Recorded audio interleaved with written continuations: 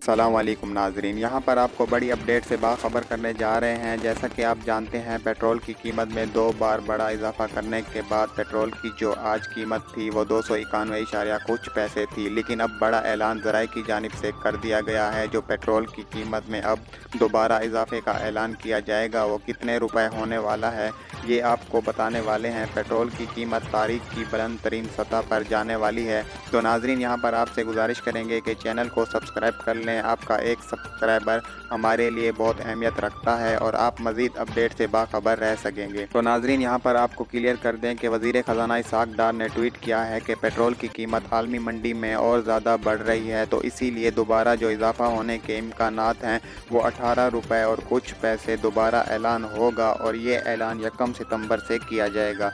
मज़ीद मालूमात के लिए अगर आप चाहें तो चैनल को सब्सक्राइब कर सकते हैं।